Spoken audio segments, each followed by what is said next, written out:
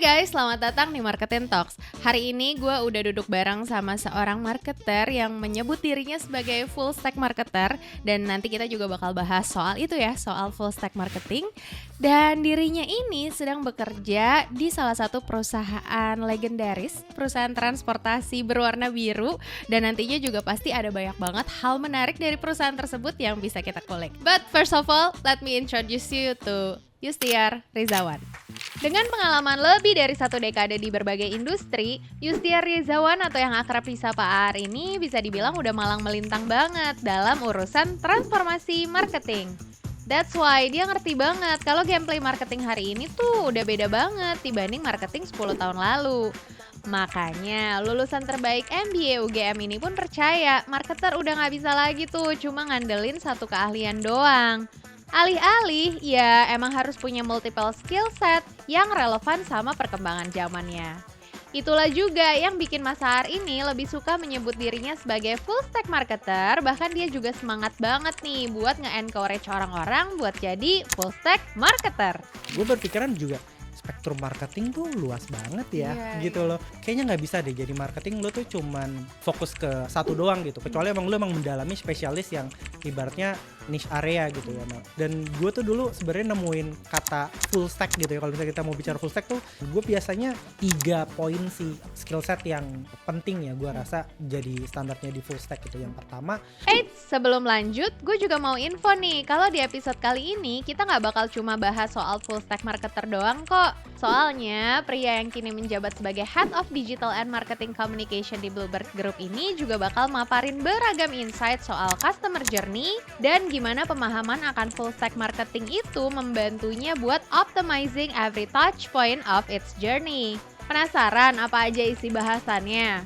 iya tentu customer journey itu memang spektrumnya cukup luas gitu ya. Tapi kalau gue customer journey menurut gue kebagi 3 fase. Yang pertama itu ada, nah ini tuh satu loop yang perlu dijaga banget nih, terutama dari sisi marketing ya. Gimana caranya, nah di dalam si 3 fase ini yang gue bilang 3 fase tadi itu ya, itu ada yang namanya touch point yang harus dijaga nih sama para marketers gitu.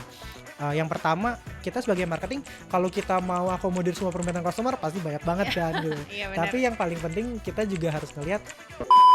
Hayo, kalau kalian mau tahu lanjutan dari kalimat-kalimat yang dari tadi ngegantung, mending langsung aja simak obrolan gue sama sosok yang juga aktif jadi pembicara di beberapa event nasional dan internasional ini, and don't forget to enjoy! Hai Mas Aar, thank you so much for your time. Sama-sama, akhirnya diundang juga nih. Akhirnya diundang, udah menunggu-nunggu ya. Iya. BTW guys, fun fact dikit aja yang sebenarnya nggak penting. Jadi gue sama Mas Ar ini tuh dulu ternyata pernah sekantor, walaupun nggak berinteraksi waktu itu, tapi ada satu hal yang menjadi menjadi irisan antara kami berdua. But anyway, mungkin langsung ke obrolan aja. Mas Aar, 15 tahun. Bener 15 tahun. Ya kurang lebih di lah. marketing. Jangan kayak kesannya lama banget, tua banget gitu. Enggak ya. lah, masih muda. Oke. 15 tahun marketing. Mungkin berawal dari Markom ya. Waktu itu kalau nggak salah. Boleh diceritain nggak soal itu nggak sih, kayak awal banget lo nyemplung ke field ini tuh emang udah punya ketertarikan dari awal atau gimana sih? Kayak pengen tahu aja kan, kita milih tuh kadang suka lowongannya yang ada apa kita pilih gitu. Nah kalau lo sendiri gimana tuh? Ini agak apa ya? Kalau cilik tuh sebenarnya marketing itu agak beda ya sama role-role yang lain kalau menurut gue ya, karena basically tuh harus punya soul atau taste gitu ya. Dan kadang-kadang lo tuh nggak menyadari itu gitu. Gue pribadi juga gue ngerasa kapan gue mulai marketing ya. Setelah gue coba flashback lagi, ternyata dari SMA tuh gue udah marketing banget gitu ya. Oh gitu, kok bisa? Karena kenapa ya? Misalkan contoh gue join OSIS gitu ya. At that time gue di SMA gue tuh jadi ketua OSIS gitu ya.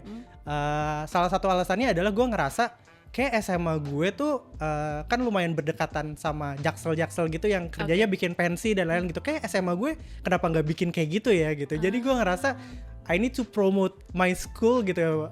Gimana caranya buat bisa kelihatan keren juga gitu. Dan ini ya yang namanya dunia marketing gitu yang secara nggak langsung nggak kita sadarin gitu. Sampai akhirnya ya udah gue emang banyak activity, terutama di event-event musik ya gue banyak join gitu. Kuliah pun akhirnya ya gue ngambil marketing communication gitu ya. Sampai ya udah gue internship gue di salah satu media lifestyle ya at that time yang memang sangat mempromosikan event-event, activation dan lain-lain gitu ya. Dan after internship gue langsung ya udah kecemplung di sana gitu. Jadi semester 7 gue udah langsung ditawarin jadi full time employee gitu ya. Sampai sekarang 5 tahun lah ya kurang lebih gue di media gitu ya. Yang mungkin kita sempat satu ini gitu ya, menunjukkan bahwa dunia marketing agak-agak situ-situ aja gitu ya. Sampai akhirnya gue mutusin gue ke brand side gitu ya sampai sekarang gitu. Oke, Mas, biasanya sih gue suka nanya gitu ya sama narasumber gue tuh, kenapa sih lo stay?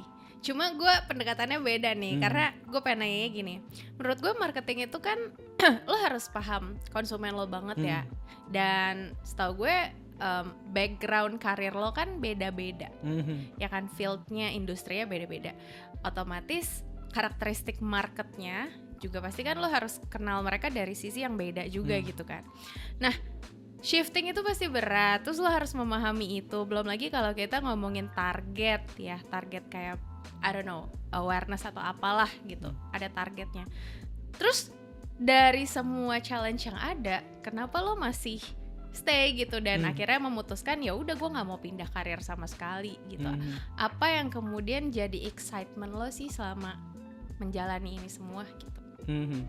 Kalau menurut gue tuh bukan masalah pindah karir atau apa ya, karena menurut gue sekarang tuh semuanya menuntut tuh buat adaptif gitu ya.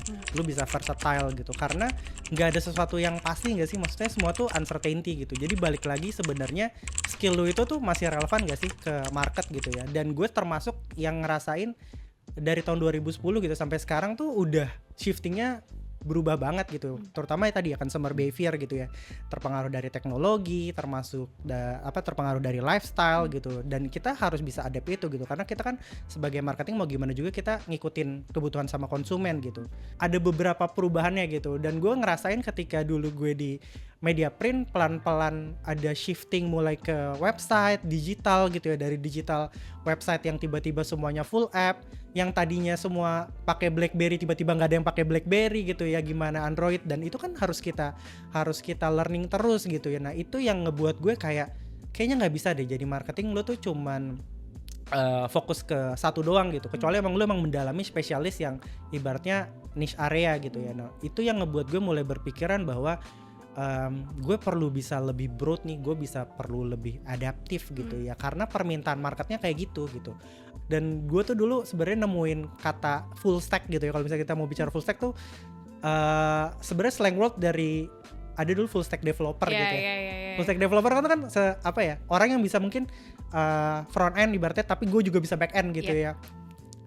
Jadi dia nguasain semuanya gitu. Nah gue berpikiran juga spektrum marketing tuh luas banget ya gitu loh. Maksudnya lu bisa bilang bahwa lu sebagai social media spesialis gitu ya, itu kan is a part of marketing gitu. Ada lagi juga yang misalkan gue buat fokusnya ke advertising, digital advertising, misalkan pay per click, ya itu juga marketing gitu. Ada lagi juga misalkan event activation gitu ya, yang gue bikin event marketing juga gitu. Jadi gimana ya, dan pas gue ngejalanin ternyata semua brand tuh butuh itu. Jadi terlepas dari mana dia yang lebih depth apa enggak, ya kembali ke bisnisnya gitu. Tapi itu dibutuhkan, dan itu masih dalam satu konsumen yang sama gitu loh. Jadi gue ngerasa bahwa pengaruh social, culture, dan teknologi itu ngebuat behaviornya tuh udah fragmented banget gitu. Sehingga itu yang ngerasa gue juga kalau gue mau tetap bisa terus relevan ke market, gimana cara gue bisa perform di perusahaan gitu ya gue ngerasa multi skill set itu harus gue bisa pahamin gitu. Oke, mungkin kalau gue sedikit summarize gitu kali ya, apa yang kemudian membuat lo stay, karena lo kemudian figure out bahwa dunia ini nggak akan pernah cukup buat cuma dicicipin doang, karena selalu banyak hal yang lo pelajari setiap waktunya. Terus ketika lo fokus ke sini ya lo akan acquire skill set lagi sampai nantinya lo bisa adaptif. Tapi gue mau protes dikit sih. Harusnya tadi full stack itu kata-katanya keluar dari pertanyaan gue. Tapi bercanda. Anyway, mungkin masuk ke situ kali ya. Lo tadi cerita soal full stack gitu, yang mana itu slang dari si full stack developer. Hmm. Tapi kalau kayak pertanyaannya gue ubah jadi gini, gimana? Kapan pertama kali lo merasa bahwa oh iya ya, apa yang gue kerjakan, apa yang gue coba lakukan, ini kayaknya mirip deh sama si full stack developer ini. Dan titik apa yang kemudian membuat lo yakin, oke, kayaknya gue gak bisa deh cuma fokus ke satu spesialis doang. Mungkin gue gak tahu nih, adakah satu kerjaan marketing yang membuat lo ngerasa, anjir gue harusnya ngerti nih tapi gue gak ngerti gitu, tapi gue harus ngerti gitu. Yang kayak gitu-gitu boleh ceritain gak personal story lo? Oke. Jadi kan memang background gue dulu di print media ya awalnya, dari 2010 sampai di awal 2015 gitu ya. Dan kita kerja di media kan kita collaboration with brand ya, terutama dari sisi markom gitu. Kita juga mikirin gimana creative idenya, karena di saat itu even brand aja dia udah mulai kalau misalkan mau perlu media placement gitu ya, lo tuh nggak cuman ya udah gue pasang ya di halaman ini tuh, tapi ada tweak, ada kreatifnya gitu, ada activationnya dan mulai bahkan sampai ke digital activation gitu. Di situ aja kan mikir bahwa brand aja terus evolving ya, kira-kira campaignnya buat bisa tetap relevan di market tuh mereka harus ngelakuin beberapa inovasi gitu, dan mereka ngelakuin ya tadi A/B testing, gimana cara kembangin channelnya gitu. Dan di saat itu gue juga ngeliat bahwa kayaknya harus lebih belajar lagi gitu ya buat bisa memahami si konsumen ini gitu. Nah dari beberapa campaign yang gue coba develop dan lain-lain itu menunjukin bahwa udah nggak bisa kalau misalkan kita fokus ke satu channel gitu, bahwa kita juga harus bisa ngebaca dari sisi customer gitu. Customer tuh punya journey ya dalam proses dia using the product gitu ya, atau misalkan layanan gitu. Dan kita mau nggak mau kita harus pahamin dari awal dia mengenal si produk, dia menggunakan sampai dia mau repurchase lagi gitu. Dan di saat itu kita harus benar-benar paham gitu ya, channel-channelnya apa aja gitu. Dan disitulah gue ngerasa bahwa kalau gue mau paham secara end to end konsumen, berarti gue harus benar-benar bisa memahami dari proses perjalanan dia untuk menggunakan produk itu apa aja sih yang dia laluin gitu. Dan itu di situ gue ngerasa bahwa gue harus bisa lebih learning benar-benar end to end, dan yang namanya si full stack ini ya gue bisa pahamin mau journey-nya dia bicara ATL, BTL atau misalkan digital gitu ya gue harus bisa nguasain itu secara broad gitu. Karena gue percaya kalau misalkan kita selalu ngedengerin konsumen, kita bisa ngasih layanan yang relevan gitu ya, dan bisnis kita akan terus tumbuh gitu.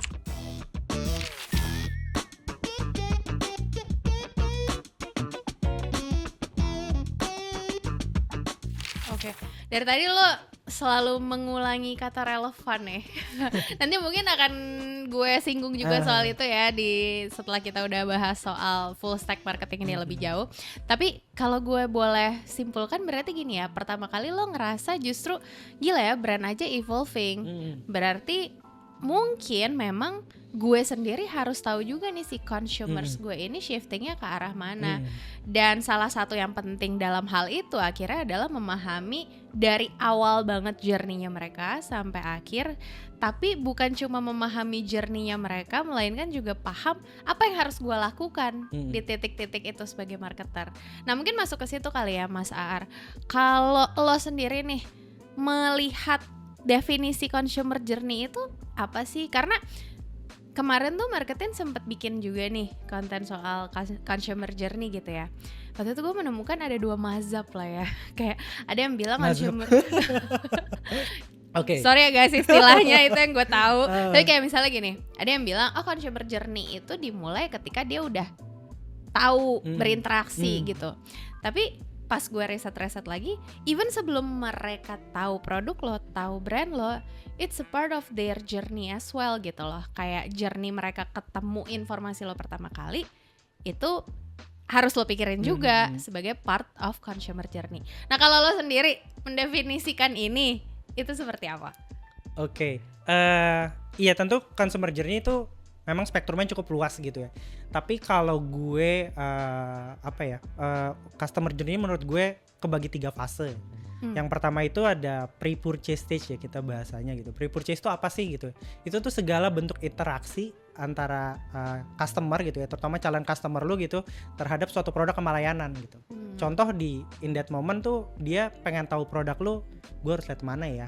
Terus kemudian apa yang membuat momentum yang jadi keputusan dia untuk mencoba produk itu gitu. Lalu kemudian ada purchase stage gitu ya. Purchase stage itu adalah segala interaksi ketika dia menggunakan produk atau layanan lu gitu. Lalu kemudian yang terakhir baru post purchase, di mana setelah dia pakai dia feel-nya gimana sih? Dia ngerasain ada customer experience yang buat dia senang gak sih untuk dia melakukan repurchase gitu.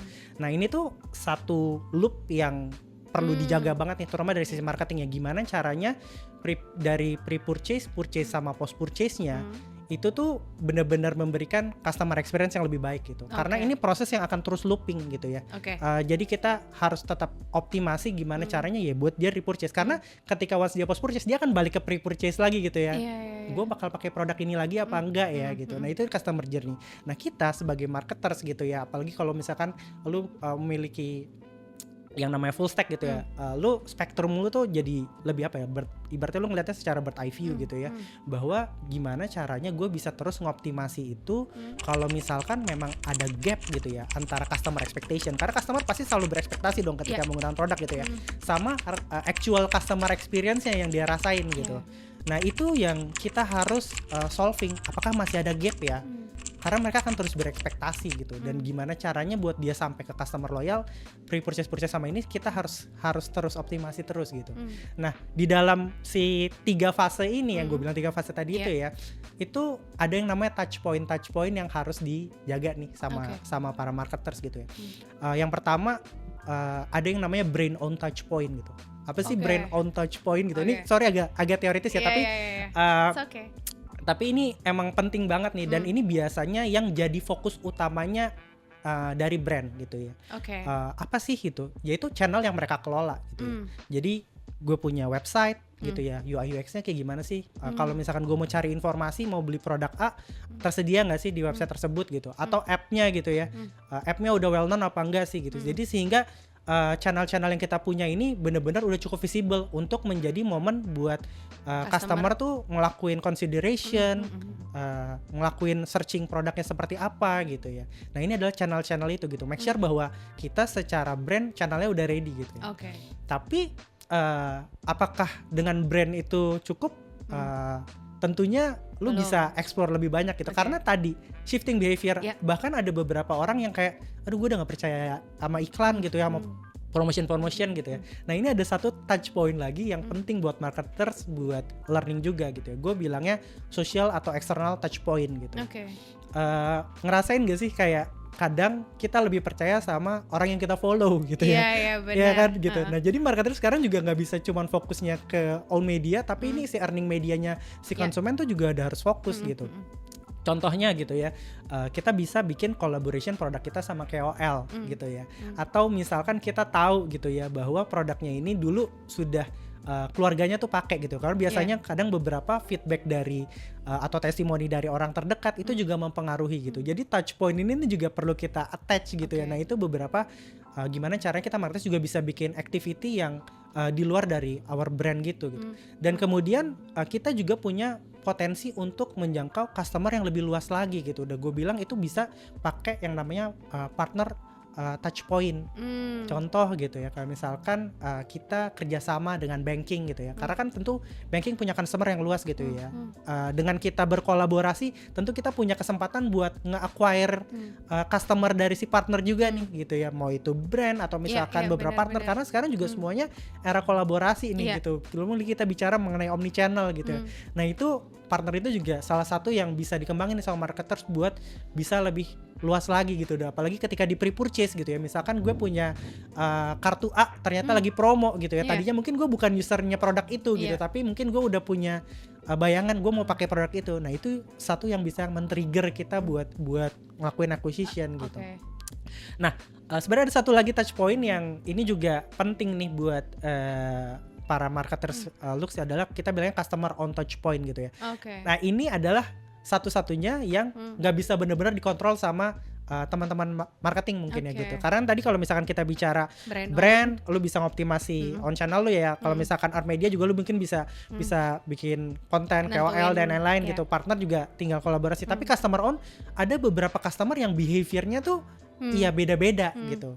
That's why kita perlu ngelakuin yang namanya FGD, NPS gitu ya. Kita pengen tahu, kita learning dari customer kita. Gue biasanya lewat sini pakai ini gitu apa gitu. Nah itu yang kita learning sehingga brand kita juga bisa adaptasi gitu. Nah ini 4 touch point ini akan selalu ada mulai dari pre-purchase, purchase sampai post-purchase gitu. Oh, Nah ini oke. yang akan terus kita optimasi gitu ya. Kita di creating campaign, kita bikin iklan, kita kolaborasi sama KOL gitu ya. Itulah adalah sesuatu yang satu loop yang gue percaya bahwa di customer journey ini yang bisa kita mapping untuk terus kita optimasi sehingga setiap ada loop atau gap expectation gitu ya kita bisa segera ngelihat gitu ya.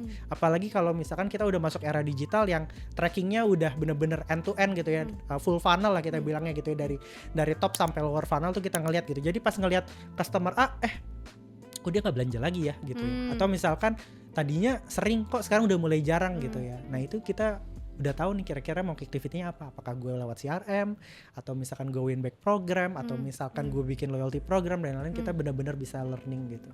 Oke, Mas, gue pengen meluruskan deh. Tadi kan lo menjelaskan ada 4 ini ya, yang si brand owned, terus social atau external, terus tadi yang 3 Partnership, Partnership, partner touch point, sama yang keempat adalah customer owned.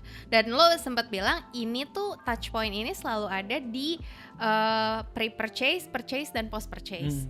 Nah, berarti boleh nggak lo kasih contoh dikit nih biar gue kebayang nih, karena gue mikirnya yang tadi lo jelasin itu cuma ada di pre-purchase gitu loh, kayak oke, kan gue kenalnya ya on media, paid media, Betul. earn media gitu kan, dan itu biasanya familiarnya ketika pas di awal-awal Betul. pre-purchase-nya.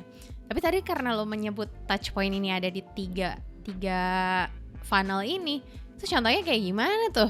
Boleh jelasin singkat nggak biar kebayang? Mungkin use case-nya di Bluebird gitu Oke, ya. boleh. Kita di Bluebird kita percaya bahwa kita tuh beyond mobility service company gitu ya. Jadi kalau misalkan kita bicara Bluebird, kita bukan cuman sekedar moving people from point A to point B gitu. Oke. We want to give a mobility experience. Caranya gimana gitu ya? Kita selalu mendekatkan semuanya menggunakan human touch gitu ya. Gimana caranya our driver gitu ya bisa giving mobility experience tuh yang menyenangkan gitu ya kepada customer kita gitu.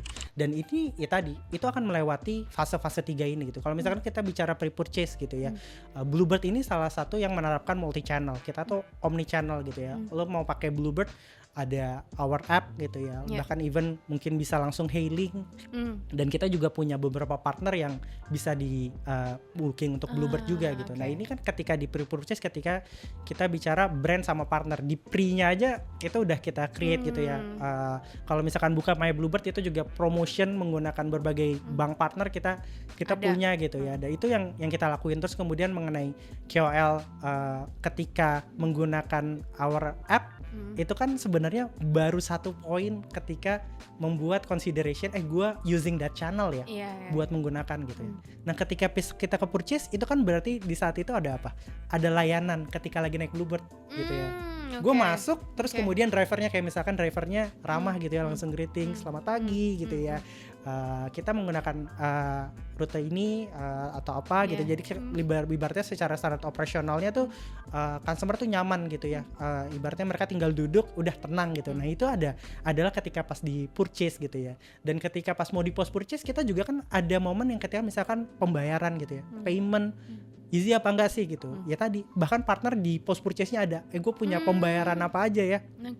Terus kemudian ketika post purchase lagi kita ngelakuin feedback di app gitu ya, ratingnya seperti apa, our driver gitu. Nah itu semuanya berjalan gitu. Sama ketika pas kita bicara sosial sama eksternal, journey-nya kita udah nggak bisa bicara naik Bluebird aman dan nyaman gitu ya. Tapi kita percaya sebenarnya semua part of journey-nya itu harus jadi storytelling yang di-create gitu ya. Bagaimana cara memesan, pas dia lagi di dalam taksi apakah dia cukup nyaman gitu, sampai di post purchase-nya dia apakah akan menggunakan lagi gitu. Nah, ini yang jadi satu loop gitu. Jadi touch point ini nggak bisa cuman fokus di pre aja ya gitu, tapi kita harus benar-benar mantau dari pre purchase sampai post-nya itu bener-bener satu kesatuan in loop gitu, dan kita optimasi gitu ya. Ternyata kayak misalkan gue nggak punya metode payment misalkan kris gitu ya. Lah berarti kan pas ketika mau purchase sama ininya ada yang kurang nih. Oh, berarti I need to relook a partner gitu. Oh, oke. Jadi kita pentingnya buat bener-bener paham secara end to end gitu. Karena pentingnya buat kita making a greater customer experience. Karena ketika kita pakai produk, tentu ketika gue mau lakuin repurchase, gue punya ekspektasi lebih dong. Kalau gitu-gitu aja kan kadang-kadang pasti ada potensi shifting, gue coba produk lain deh ya atau apa gitu. Jadi kita learning itu gitu, dan itu yang bisa dilakukan yang tadi di customer on touch point. Kita ngelakuin misalkan survei atau NPS atau FGD gitu ya. Di dalam hal itu tuh apa sih yang jadi poin pentingnya gitu ya. Nah, biasanya kita ngebagi apa yang paling gede buat ngaruh ke contribution satisfaction index gitu ya. Jadi kayak misalkan contoh ketika pas mau survei kan dia melakukan pre-purchase, purchase atau apa. Ternyata kalau di case-nya Bluebird, consumer itu paling ngaruh ke satisfaction index-nya apa? Kecepatan ketika pas mau menjemput ketika gue mau pick up. Gitu. Nah, terus kemudian kayak misalkan masalah map, dia juga udah tahu pergerakan buat perjalanannya itunya rute lewat mana gitu ya. Nah, itu yang berarti kita fokus gitu ya. Dan kita ngelihat secara tim kita ini bisa kita optimasi lebih gak ya, lebih visible secara communication gitu. Karena consumer kan yang penting transparansi ya. Kalau misalkan transparansi information kan biasanya kalau pesan Bluebird pasti ada estimated time arrival gitu ya. Betul. Relevan gak nih kita ngelakuin review gitu ya, dari dia ngelakuin booking sampai ke pick up, bener gak estimated time arrival kita. Nah, itu yang kita lakuin gitu, karena buat customer matters banget buat masalah waktu. Karena kita percaya ketika once you choose a Bluebird gitu ya, itu adalah gue emang bener-bener orang yang assurance free gitu. Gue gak mau neko-neko gitu ya. Gue ibaratnya gue mau pakai Bluebird karena gue percaya masalah on time, masalah nyaman, semuanya bisa gue dapetin gitu. Nah, itu yang kita terus coba optimasi gitu. Oke. Mas, gue jadi inget sih dulu tuh pernah ada satu momen ya, gue lupa pas naik Bluebird nih ya. Itu tuh di dalam Bluebird ya, itu kan habis masukin passcode, terus ada kayak sapaan-sapaan gitu loh. Gue lupa sih substansi sapaannya apa, tapi itu lucu banget. Terus gue bilang kan, Pak, tumben-tumbenan nih ada ginian gitu. Terus nggak tahu nih Mbak, ada aja dipasang. Ya, tapi lucu Pak, lucu. Jadi kayak sampai yang kayak gitu-gitunya juga somehow adding the experience to the customer sih menurut gue sebagai konsumen ya. Anyway, tapi mau mundur dikit ya Mas. Ini kayak bener-bener berangkat dari rasa penasaran gue doang. Karena gue dari tadi di kepala gue berputar-putar nih, kayaknya kalau 4 hal ini di purchase apaan aja ya. Dan satu pertanyaan yang cukup penasaran, bikin gue penasaran, kalau touch point yang social atau eksternal tapi di purchase, itu tuh maksudnya kayak gimana sih? Nah, itu kan is a part of ketika lagi di journey-nya ya, di mobilnya gitu. Makanya gue bilang ketika misalkan social sama eksternal, tetap lo ada momentum ketika lagi di jalannya gitu. Itu kan feedback yang lu dapat gitu dari teman. Kemarin gue naik Bluebird. Tadi barusan secara nggak langsung sebenarnya itu sesuatu yang udah lo omongin gitu ya. Gue ketika lagi pas gini, karena kan lo udah memutuskan lo naik Bluebird. So you are in the purchase stage gitu ya. Tapi ada cerita yang lu bilang bahwa ini unik ya. Ini kayaknya nggak biasa nih kita lakuin. Nah, itu adalah salah satu momen sosial sama eksternal yang lo secara nggak langsung lo menginfluence gue gitu ya. Naik Bluebird unik ya greetingnya gitu ya. Karena secara nggak langsung lo sudah melompat gitu kan. Ketika lu mau pre-purchase, lu baru pesan, ini lu udah di dalam taksi, terus lu ngerasain, oh ada feel-nya ya gitu. Nah, itu secara nggak langsung lu sedang melakukan social dan eksternal touch point gitu. Nah, itu yang kita fokus di Bluebird. Gimana caranya kita selalu bisa berbagi kebahagiaan gitu ya, dari cerita-cerita naik Bluebird. Yang namanya cerita naik Bluebird, ada yang barangnya ketinggalan, terus dikembalikan, dan langsung. Jadi kita fokus gimana cara kita selalu jadi membawa berita kebahagiaan gitu ya buat konsumen kita. Itu yang kita coba lakuin gitu. Dan tadi kayak misalkan masalah ada audio dan lain, itu sesuatu yang kita pikirin gitu ya, karena itu kerjaannya Mas Har juga. Pastinya. Jadi ya Bluebird itu kan udah 53 tahun ya. Jadi udah lintas generasi nih gitu. Secara nggak langsung berarti udah ada ibaratnya journey dari kakek sampai ke cucu tuh udah ngerasain Bluebird gitu. Dan kita tahu behaviornya udah berubah-berubah ya. Dan Bluebird udah ngelewatin berbagai disrupsi nih. You name it gitu ya. Banjir, terus kemudian pandemi itu yang paling berat gitu ya. Dan ride hailing teknologi gitu ya, yang Bluebird itu bahkan sebenarnya yang paling pertama punya app di BlackBerry loh, by the way.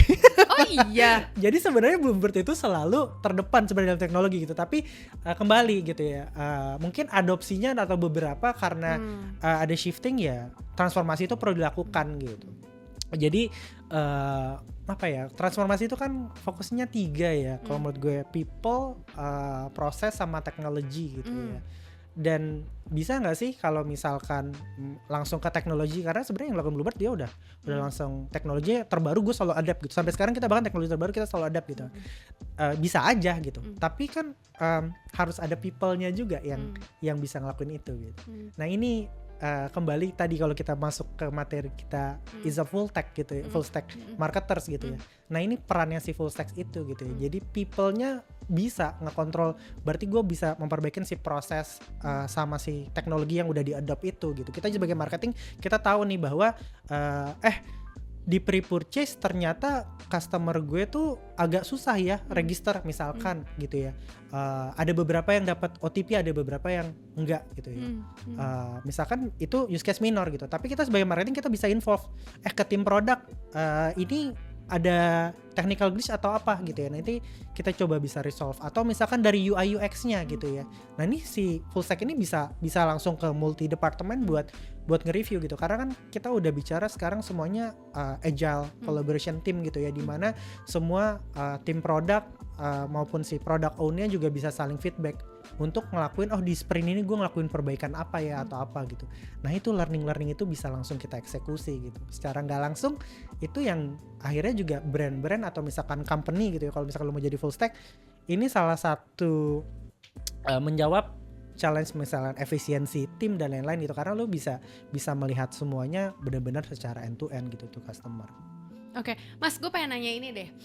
Dari tadi kan kita ngebahas soal consumer journey, terus juga tadi lo sempat mention soal NPS, FGD, dan mungkin ada beberapa metode lainnya yang digunakan juga untuk memahami gitu ya tiap-tiap touch point-nya ini. Tapi yang mau gue tanyain adalah, kalau di Bluebird itu kalian pernah yang kayak testing dulu aja tanpa berangkat dari pemahaman akan consumer journey nggak sih? Contoh misalnya kayak kayaknya bisa deh kita tambahin experience ini, tapi buat testing dulu aja gitu. Jadi bukan berdasarkan pemahaman terhadap consumer ini maunya apa, tapi justru keputusan yang diambil secara internal karena merasa bahwa kayak kita bisa testing ini di masa depan, ini akan menjadi relevan. Nah, sedikit konteks kenapa gue kepikiran buat nanya ini, karena ini satu cerita yang gue suka banget juga sih. Jadi gue pernah baca soal Steve Jobs gitu ya, yang kenapa dia ngotot banget bikin iPhone, padahal pada saat itu tuh orang kan masih butuh yang ada taktik-taktiknya, tapi dia rilis kan tuh yang benar-benar cuma satu tombol doang. Dan ada skeptisisme juga yang kayak emang bakal laku, emang navigasinya mudah gitu-gitu. Ternyata laku dan sampai sekarang masih dipakai. Nah, menurut gue sih itu somehow karena dia mungkin gak dapetin riset, tapi dia tahu one day ini akan dibutuhin. Nah, gue jadi kepo aja sih kalau di Bluebird ada nggak sih yang kayak gitu-gitu, karena audio tadi gue nggak tahu tuh itu kenapa ada tuh, apakah itu dari memahami consumer atau kayak it's a gimmick buat enhance the experience aja gitu. Iya. Kepo soal itu. Pasti ya kalau misalkan kita bicara updating feature atau news technology gitu kan, kita ngelihat ya, kita jadi selain listen to your team, lo kan listen to your customer, lo juga mesti listen from your team juga gitu ya. Dari tim tuh dia lagi ngelihat ada potensi apa sih Misalkan misalkan Steve Jobs mulai berpikiran bahwa ketika dia building an iPhone gitu ya, kayaknya udah nggak butuh taktik-taktik lagi gitu ya, dia butuh touchpad gitu. Dan di tim waktu itu bisa melakukan teknologi itu gitu. Sama, kita juga sama brand, kita pasti setiap bulan atau misalkan weekly ada teknologi baru yang kita bisa adopt nih gitu. Tapi kan ketika kita mau launch, kita tetap perlu testing the market gitu ya. Makanya kita kalau misalkan marketing sekarang common banget ngelakuin A/B testing gitu ya. Contoh kayak misalkan sekarang kan udah banyak app gitu ya. Kayak contoh kita di My Bluebird app gitu ya. Ada beberapa fitur yang kita masih open ke misalkan early adopter dulu gitu. Kita mau ngeliat feedbacknya gimana, mudah dimengerti nggak sih gitu. Jadi sebenarnya setiap teknologi pasti ada beberapa dari sisi kita ngeliat ini sepertinya dibutuhkan sama konsumen gitu ya. Karena kita udah dapetin feedback dan segala masukannya, dan ini bisa kita lakukan gitu. Tapi tetap kita perlu testing the market gitu ya. Apakah itu langsung dibuka untuk semua atau misalkan secara bertahap kembali gitu. Pentingnya juga kita jam marketing, kita harus ngelakuin A/B testing gitu ya. Produk yang kita lakukan ini kira-kira bisa diterima nggak ya sama market gitu. Dan itu memang harus dilakukan gitu, karena sekarang semuanya ya itu kita harus bisa agile gitu ya, ngelihat bahwa ya udah kita keluarin dulu aja gitu ya. Kalau misalkan diterima market, oke, apa ya yang bisa kita kembangin lagi, kita optimasi gitu. Jadi penting banget sih. Jadi gue setuju kalau misalkan kita ngeliat, ya kita harus ngeliat dari dua sisi gitu ya. Pertama, listen from your customer, tapi listen from your team juga gitu. Apa yang bisa kita lakukan gitu, dan ini kira-kira produknya bisa diterima sama market nggak ya. Ya udah kita testing aja gitu, kita ngelakuin A/B testing gitu. Kalau misalkan kita dapat feedback oke nih, tapi perlu ini nih, ya udah kita jalanin lagi gitu. Makanya kan sekarang ya kadang-kadang produk kita mulai dari produk alpha, beta, kita rilis dulu aja ke market.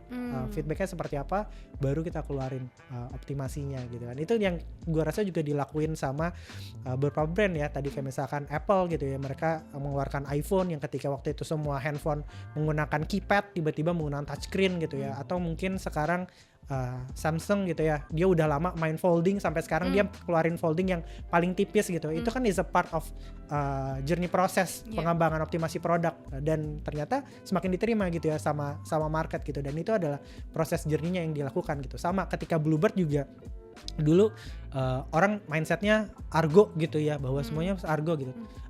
Argo waktu itu, by the way, argo pertama kali adalah solusi ketika di era tersebut semua taksi main tembak harga. Datanglah lebih fair. Solusi argo gitu kan. Tapi ternyata seiring kesini consumer yang Gen Z dan lain-lain lebih nyamannya sama fixed price. So Bluebird ya kita keluarkan fixed price juga gitu. Jadi beberapa jadi ya kita memang harus adapting kebutuhannya consumer. Kita juga nggak bisa terus pasang kacamata kuda bahwa ini adalah solusi terbaik konsumen versi perusahaan gitu. Tapi kan sementara siapa sih yang pakai? Yang pakai siapa? Customer gitu. Jadi balik lagi kita adopting itu. Jadi kita beradaptasi gitu. Kita keluarin feature-feature yang relevan kepada customer. Dan satu lagi yang mungkin pembedanya adalah kita nggak mau menghilangkan sensasi lu bisa hailing, lu tinggal naik aja. Tapi sekarang semua orang udah makin jarang bawa cash money gitu kan. Makanya tetap cashless. Kita punya fitur easy pay gitu loh, yang dimana tadi masukin passcode, lu mau pakai pembayaran yang mau e-wallet atau misalkan credit card tetap bisa gitu ya. Jadi kita kembangin gitu ya. Ada beberapa tetap fokus unique selling point yang kita punya, itu jangan sampai pernah kita hilangin. Karena sekarang kembali lagi produk offeringnya adalah diferensiasi kita sama produk apa sih gitu. Ujung-ujungnya orang akan kembali ke produknya, akan kembali lagi ke servisnya. Itu yang membedakan kita gitu. Dan kita percaya dengan sentuhan human connection yang kita punya dan teknologi yang terus kita adapt, kita bisa terus tadi relevan di market. Dan 53 tahun. Oke. Mas, dari tadi kan kita ngebahasnya soal Bluebird nih ya. Dan tadi lo juga sempat cerita bahwa titik-titik krusialnya customer journey apa consumer journey sih? Customer journey both are fine ya. Oke. Nah, yang paling krusial di customernya Bluebird itu adalah ketika mereka nungguin taksinya sampai. Ya maksudnya ada titik-titik pas awal, waktu menjadi sangat krusial buat mereka. Tapi kan ini konsumen ride hailing ya, maksudnya transportasi.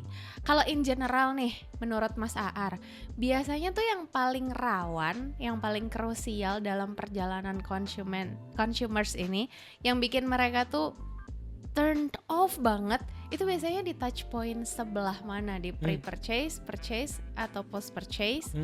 Dan lebih detail lagi tuh biasanya ketika apa? Oke. Gitu. Kita pasti punya beberapa use case ya. Tapi kalau kita temuan kembali lagi tadi gue mention, paling penting itu adalah ketika dia experience the product. Karena kan itu kunci core-nya ya. Jadi kita ngelihat ketika orang udah purchase Bluebird, dia udah punya expectation. Nggak bisa gue create expectationnya kayak ya udah asal naik aja gitu. Jadi yang kayak misalkan our driver gitu ya, dia mau gue duduk, ya udah jalan tuh udah tenang gitu ya. Gue bisa sambil buka laptop kayak gue doing multitask atau apa gitu ya, tanpa misalkan selalu ditanya jalannya lewat mana gitu. Nah itu yang kita juga fokus optimasi di operation, gimana driver kita tuh udah bener-bener paham betul gitu ya menggunakan jalannya mau lewat mana gitu ya. Bahkan even gak usah ditanya gitu ya, Bu kita pakai e-tol saya ya atau apa gitu, karena itu udah standar operation kita bahwa kita hanya melakukan greeting gitu ya, dan sesuatu yang mengenai conversation itu sifatnya yang secara operasional aja gitu, jadi nggak yang ngajak ngobrol atau apa gitu. Jadi kita percaya bahwa itu adalah yang paling penting gitu. Dan ya mungkin masih ada beberapa poin kadang-kadang yang kita ngelihat expectationnya mungkin masih belum sesuai atau ada gap gitu ya. Nah itu pentingnya juga kita segera masuk di post purchase-nya, tim customer services kita juga langsung kontak gitu ya. Misalkan contoh dia reviewnya bintangnya hanya bintang 3 atau bintang 4 gitu. Our team juga akan langsung approaching gitu ya. Ada masalah apa gitu ya ketika pas di sini ya. Nah, kita learning feedback, oh tadi prosesnya misalkan ada masalah ini seperti ini, dan kita langsung sampaikan kepada konsumen kita bahwa terima kasih atas masukannya gitu ya. Nanti kita akan lebih baik itu. Dan itulah yang kita ngerasa bahwa itu yang ngebedain kita sebagai Bluebird gitu. Pendekatan kita selalu lebih ke pendekatan humanis gitu. Di the whole journey tersebut gitu. Oke. Experience paling penting, tapi kadang-kadang kalau gue pribadi sebagai konsumen ya, bisa banget turn off tuh justru sejak masa pre-purchase sih mas. Kalau misalnya di industri lain tuh kayak, jir gue mau beli, gue nanya staffnya nggak ngerti gimana gue bisa experience the product ketika pintu masuknya aja tuh gue udah dihadapkan pada experience consideration yang nggak bisa membuat gue tertarik untuk sampai ke testing the product. Kayak terserah produk lo bagus, tapi di awal lo udah bikin gue ilfeel gitu. Nah jadi tadi gue nanya, kayak gue ngira jangan-jangan di situ yang penting. Tapi kalau menurut Mas Argi gimana? Apakah memang experience the product yang paling banget jadi krusial, atau titik awalnya itu juga jangan-jangan? Pasti. Karena kan kalau misalkan di pre-nya aja, berarti kan sebenarnya lu gagal nge-acquiring customer ya. Betul, itu kan yang paling penting ya secara acquisition. Itu juga salah satu kelebihannya full stack gitu ya. Lu bisa ngukur sebenarnya secara acquisition lu tuh ROI-nya tuh gimana sih? Oh, angka nih ya. Betul gitu. Misalkan kayak tadi gitu ya, kayak misalkan kita bermain ads aja gitu ya. Pasti kita di tim performance kita punya satu benchmark cost per register atau misalkan install gue tuh berapa sih sampai dia ke purchase gitu ya. Dan itu kedepannya nanti akan jadi customer lifetime value, bahkan even per channel gitu ya. Kayak tadi misalkan lu channelnya misalkan di My Bluebird gitu ya. Gue nemuin misalkan advance bookingnya gue ternyata butuh lebih beberapa hari gitu ya. Atau misalkan ketika gue mau langsung ngobrol ke customer frontlinernya ternyata nggak terlalu paham mengenai produk gitu, itu kan satu gagal acquiring gitu ya ibaratnya. Nah itu yang kita coba optimasi gitu. Kita mau make sure bahwa kalau misalkan ditanya mana sih yang paling penting, kalau gue juga mau bilang semuanya penting gitu ya. Semuanya sebenarnya semuanya penting gitu, karena semuanya akan jadi satu loop point yang akan terus gitu. Gue bahkan ibaratnya ketika pas mau join Bluebird itu masih ada beberapa wishlist yang kita ada di antrian di produk gitu kan. Karena kan kita bicara kita sekarang agile gitu ya. Yang bisa kita keluarkan dulu, dan kita ngelihat tadi kita sebagai marketing kalau kita mau akomodir semua permintaan customer pasti banyak banget kan gitu. Tapi yang paling penting kita juga harus ngelihat mana yang paling besar mempengaruhi ke satisfaction index gitu. Kita mengacu di situ dan kita ngelakuin routinely research gitu ya kepada our customer. Nah itu yang mungkin bisa ngebantu secara kita untuk bekerja gitu ya, dan kita juga di tim juga bisa lebih fokus. Oke, gue kejarin si PR yang satisfaction indexnya persentasenya paling gede nih buat di contribution gitu, sehingga kita bisa lebih fokus. Bukan berarti kita mengabaikan buat customer gitu, tapi kita ngutamain mana yang paling bisa kita lakukan, paling cepat kita lakukan, dan ini punya impact yang paling cepat buat ningkatin transaction gue, ningkatin acquisition gue gitu. Itu sih. Mungkin selain satisfaction index juga mempertimbangkan ini nggak sih mas, kayak berapa banyak yang sudah menyampaikan aspirasi yang sama gitu Betul. kali dengan cara yang berbeda-beda gitu Betul, kali ya. pasti. Itu yang akan diutamain gitu. Sebenarnya tadi gue mau nanya itu tapi udah dijawab duluan, so thank you. Karena cukup penasaran sih, maksudnya how do you listen to your consumers gitu, kayak pasti kan wishlist mereka juga banyak banget. Tapi tadi udah lo jawab, so gue mau langsung move mungkin ke full stack marketing ini kali ya, karena dari tadi udah di-mention tapi belum kita bahas secara dalam nih. Sebenarnya kan kalau simpelnya ya, kalau definisi gue terhadap full stack marketer itu lu ngerti semua. Sesimpel itu deh gitu ya. Karena kan seperti yang tadi lo jelasin di awal banget juga gitu. Ini marketing, itu juga marketing. Bahkan kalau kita ngomongin soal let's say training employee gitu kali ya. Kayak bagaimana frontliners kita ini benar-benar bisa mewakili citra perusahaan. Maybe it's all so marketing gitu kan. Jadi banyak banget. Jadi gue merasa full stack marketer ya lu harus ngerti semua gitu ya. Tapi kalau misalnya Mas Ar sendiri, ada gak sih semacam basic checklist aja deh, at least in all companies lu ngerti ininya, lu ngerti ininya, lu ngerti ininya. Mungkin lu gak harus sampai yang masuk ke sini, tapi lu ngerti ini aja deh. Nah itu tuh apa aja gitu. Gue tuh punya satu kunci pertama dulu sih ketika lu misalkan full stack. Karena full stack tuh luas gitu ya, tapi sebenarnya nggak semuanya juga harus lo pelajarin kan. Maksudnya pertama tuh self awareness sih. Gue percaya bahwa ini mungkin semua marketers atau misalkan semua orang tuh harus punya self awareness yang tinggi gitu. Yang pertama adalah lu ngelihat dulu nih, lu tuh kuatnya di mana sih secara marketing gitu ya, secara spektrum, dan mana yang kira-kira lu ada room for growth-nya lagi gitu ya. Mana yang lu kembangin.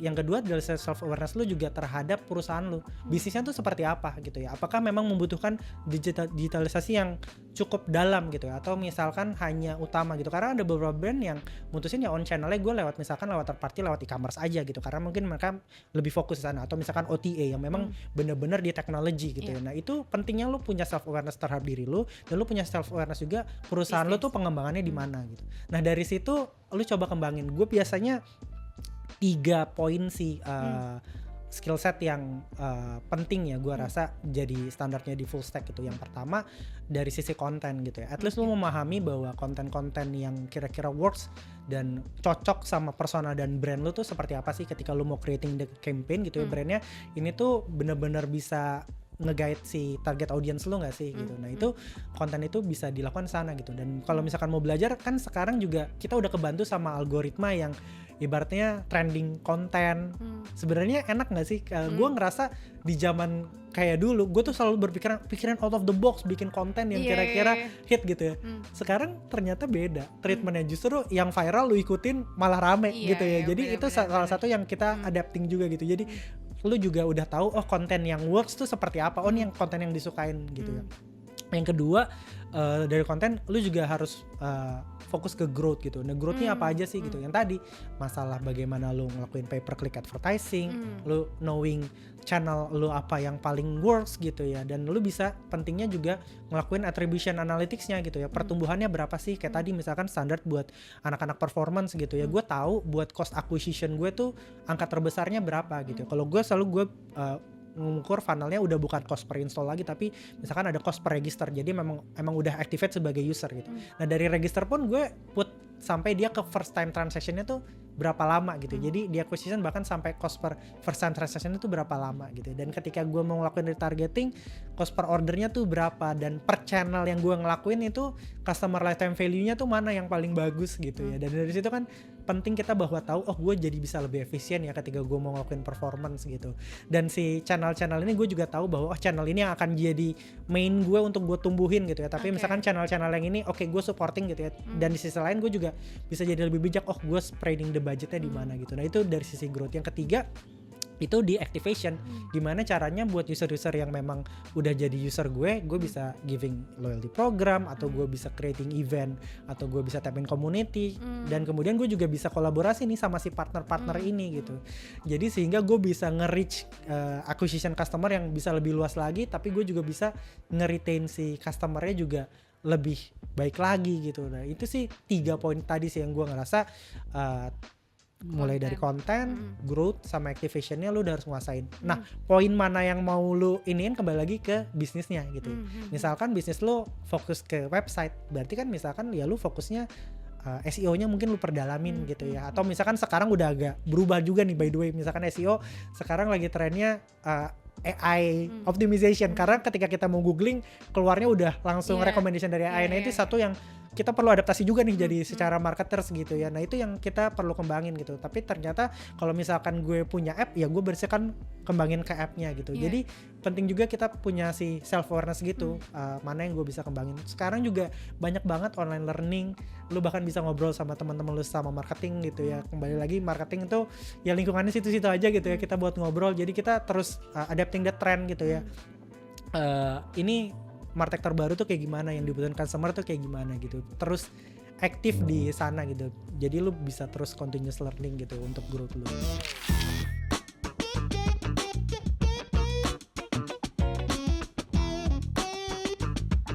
Oke, Mas, gue pengen nanya soal practical tips sedikit kali ya. Kayak lo sekarang udah 15 tahun, terus lo juga udah memasang LinkedIn header lo full stack marketer gitu, jadi udah at least trusted by AR gitu.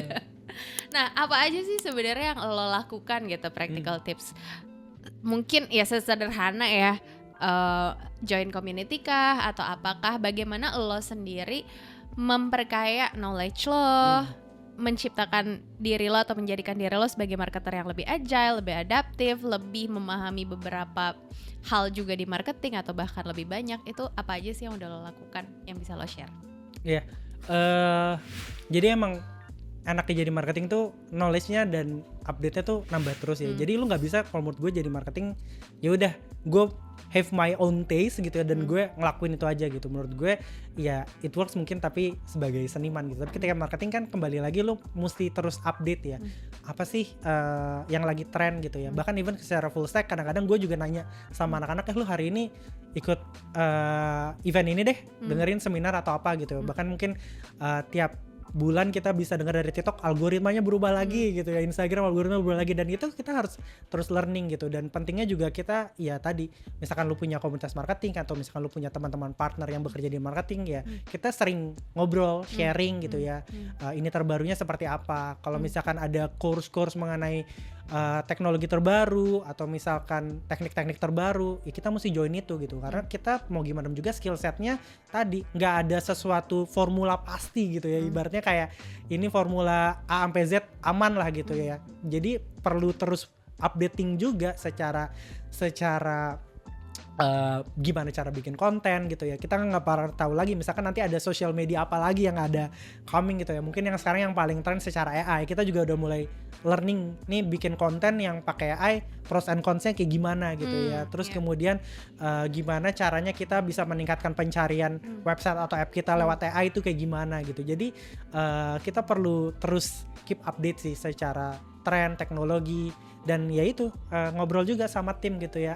Lagi ada apa nih, apalagi kayak tadi ya, misalnya lu mention gue beberapa kali udah 15 tahun gitu ya.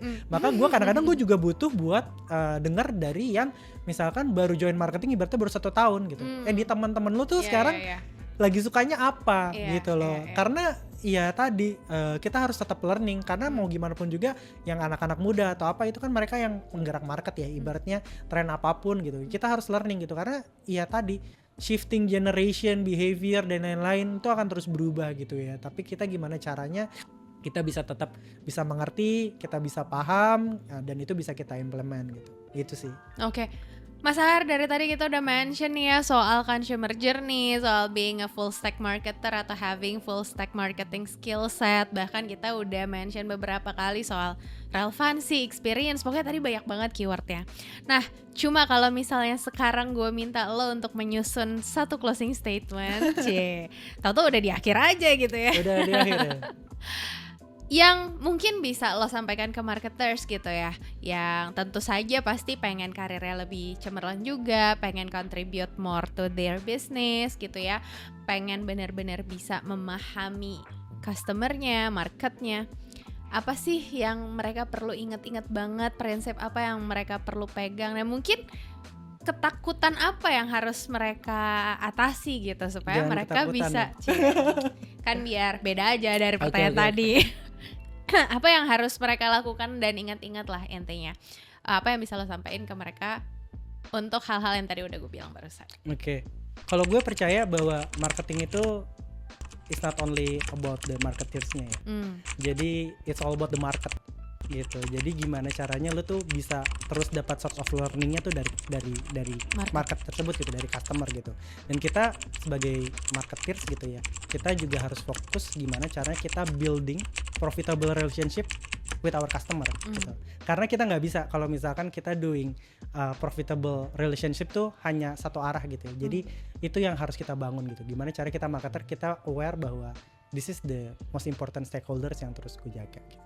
Oke, luar biasa. Kalau masih kurang, nonton lagi aja video ini dari awal ya guys, biar nggak ada yang ke-skip. Akhir kata, thank you so much. Thank you. Masa Artola Aisyah. udah berakhir, udah jauh-jauh main ke kantornya marketing. Oke. Dan guys, semoga apa yang udah tadi kami obrolin, yang udah ngebahas soal consumer journey, relevansi juga ke mention, terus soal being a full stack marketer. BTW, soal ini lo bisa googling lebih jauh ya guys. Jadi kayak menjadi full stack marketer tuh beneran penting banget. Bahkan katanya buat 10-15 tahun ke depan ini adalah salah satu skill set yang harus dikuasai sama marketer. Dan gue yakin Mas Ar juga sepakat soal itu, makanya dari tadi udah kita bahas. Dan juga ada beberapa insight lainnya yang berangkat dari case study-nya Bluebird nih. So kalau misalnya masih ada yang kurang, kalian bisa nonton lagi dari awal. Tapi kalau misalnya mau nonton yang lainnya juga silahkan kunjungi Marketing Talks lainnya. Oke, thank you so much for watching. See you in the next video guys. Bye-bye.